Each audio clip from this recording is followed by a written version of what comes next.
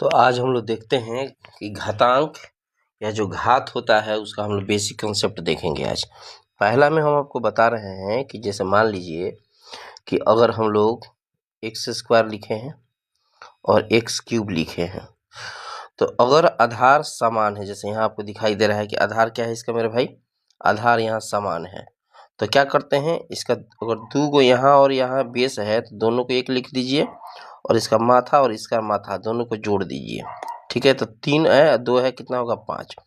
इस तरह से अगर बेसिक कंसेप्ट में हम बता रहे हैं कि घातांक में अगर गुणनफल होगा तो आधार को सेम लिखकर पावर को जोड़ दिया जाता है, चाहे कुछ भी हो। जैसे मान लीजिए एक्स के पावर m लिखा हो, एक ए के पावर m लिखा है, ए के पावर n लिखा है, ए के पावर x लिखा है, ए के पावर b लिखा है, ऐसे कुछ लिखा हुआ है।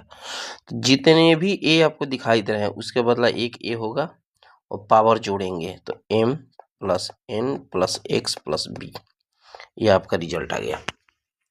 इसी तरह से अगर घातकीय भाग हो तो क्या करेंगे, जैसे a के पावर m लिखा है भागा a के पावर n लिखा है, इस कंडीशन में क्या होगा, इस कंडीशन में होगा 2a के बदला 1a लिखिए और पहला m में से दूसरा n को घटा देंगे। ठीक है, ये हो जाता है मतलब घटाव में।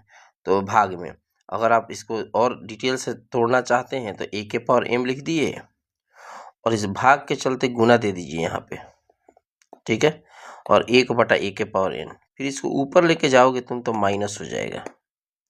तो जब माइनस होगा तो इस तरफ सेम कंडीशन में आ गया, 2m मतलब 1a और m में से n घट गया। ये हो गया गुना वाली विधि।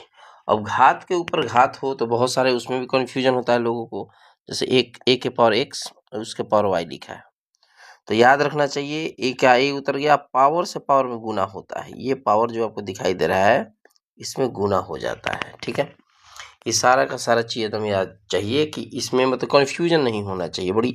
बहुत बड़ी चीज़ नहीं है, बड़ी छोटी चीज़ है। लेकिन देखिए आगे और देखते हैं इसमें।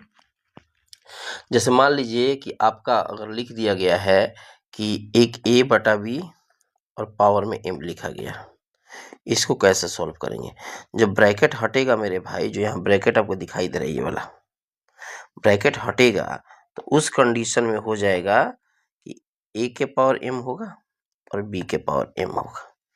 फिर जब इसको ऊपर भेजेंगे तब पावर हो जाएगा माइनस में। पावर क्या हो जाएगा मेरे भाई, पावर हो जाएगा माइनस में।